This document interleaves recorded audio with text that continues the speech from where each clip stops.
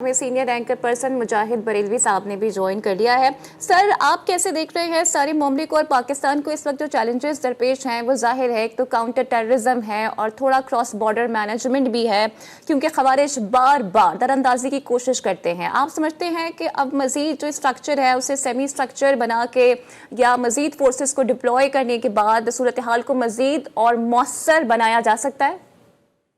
देखिए, एक तो ये है कि पाकिस्तान में जो आर्मी का किरदार है वो हमेशा से बड़ा अहम रहा है।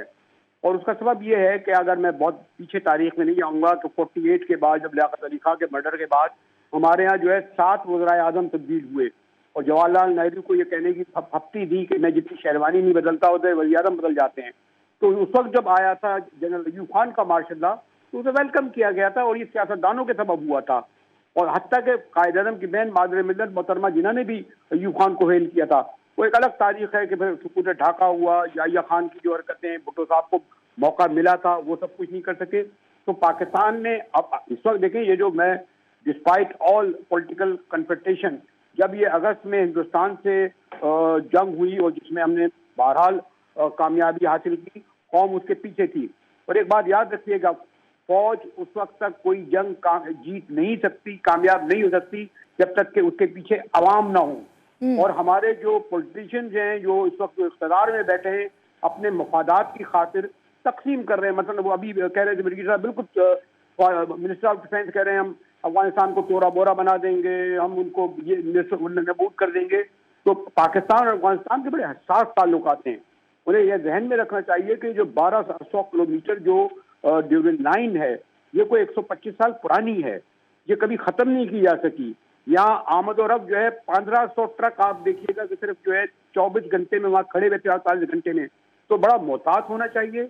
आर्मी जो है उसका काम है जंग लड़ना और लड़के कामयाब भी करी, लेकिन बहरहाल अनाने इक़्तिदार तो हमारे मुंतखब हुकूमत के पास है। मसलन मैं समझता हूँ कि इस वक्त गैर जरूरी तौर पर इसको हाइप क्रिएट की गई कौमी असम्बली और सेनेट में ये जो तरमीम लाने की, इतनी जल्दी की जरूरत नहीं थी। आपको इल्म है कि 18वीं तरमीम जो है वो 9 माह में पास हुई थी। 9 माह में, अगर 1 माह में 2 माह में पास कर देते तो इतना नहीं होता कि जो, जैसे मैं उस तरफ नहीं जाना चाहता कि जिस तरह 2 जजों ने जो मुस्ताफी हुए हैं कैसे वक्त में, जबकि चीफ जस्टिस सुप्रीम कोर्ट के आने वाले आईनी अदालत के जज को जो है वो इशाइया देने वाले थे। अब इसे क्राइसिस पैदा हुआ।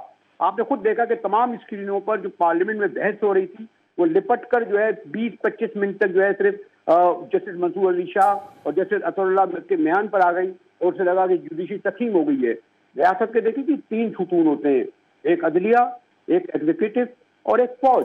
अगर अदलिया और तीसरा उसका चश्मा बहरहाल अवाम होते हैं। तो ये जो इस वक्त अगर इसमें बैलेंस नहीं होगा इन 3 रियासती सुतूनों में तो उससे बड़ा नुकसान पहुंचेगा। और मुझे नहीं इल्म के ये बैठकर, सॉरी टू से, ऐवान सदर में बड़े जहांदीदा सदर बैठे हैं और ये भी गालिबन दुनिया की तारीख में पहली बार हुआ है कि कोई सदर कह दे कि मैं हर किस्म के जो है एहतसाब से मुस्तस्नी हूँ, ताहयात मुस्तस्नी हूँ, मुझे कुछ नहीं कहा जा सकता। तो ये इस तरह का उन्होंने कदम कर लिया। अभी तो चाहिए सदर साहब को कि ये जो 2 जजों ने इस्तीफे भेजे हैं उन्हें मंजूर न करें, चीफ जस्टिस साहब इसमें अमलन हिस्सा लें। तो इस वक्त मैंने कहा ना कि इस वक्त हम हालत जंग में हैं, हिंदुस्तान के साथ भी, अफगानिस्तान पर भी। लेकिन तकसीम शुदा कौम अगर और सियासी बुनियादों पर हो तो फिर जंग लड़ना इतना आसान नहीं होता। और खासतौर पर केपी में देखें, आज खैबर पख्तूनख्वा में जो जिरगा बैठा है जिसमें पीपल्स पार्टी के गवर्नर भी बैठे थे, जिन्हें तहरीक इंसाफ का तो बयानिया था, इन सब ने कहा कि जी हम तिजारत बंद नहीं करेंगे, हम सरहदी रास्ते बंद नहीं करेंगे। उधर काबुल का रवैया देखें, उन्होंने कहा जी हम तमाम तिजारती रास्ते बंद कर देंगे। तो इस वक्त जो मैं ये नहीं समझता कि हम कोई जंग चाहते हैं। आपने देखा ना जो मुंह तोड़ जवाब दिया उनको, और जो हिंदुस्तान को अगस्त में जिस तरह मोदी सरकार को शिकस्त का सामना पड़ा, उसमें फर्क वहां नहीं पड़ा। फिर भी आप देखिए कि बिहार के लोगों ने जो है वो मोदी को वोट दिए, क्योंकि हिंदुस्तान समझता है कि मोदी ही उसको अजीम कुव्वत बना सकता है।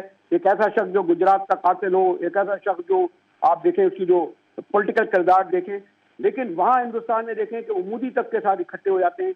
हमें भी इस वक्त तकसीम से ज्यादा मुत्तहद और इत्तेहाद होने की जरूरत है और उसके लिए रियासत के एक सुतून नहीं, तीनों सुतूनों को बैलेंस करना पड़ेगा। और मुझे ये लगता है कि 26वीं तरमीम के बाद 27वीं तरमीम आई है, उसने डिवाइड यानी तकसीम किया है।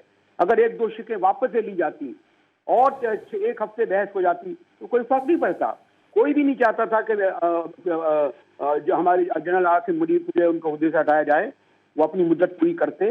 उनकी फील्ड मार्शल पर भी कोई रद्द अमल नहीं हुआ था, उनको मजीद 5 साल रहना था। लेकिन उनको भी हमारे इन पॉलिटिकल पार्टीज ने एक मुतनाज़ा बनाने की कोशिश की जा रही है, जो बेखाने कामयाब नहीं होगी। तो ये तमाम बातें पेश रखनी चाहिए।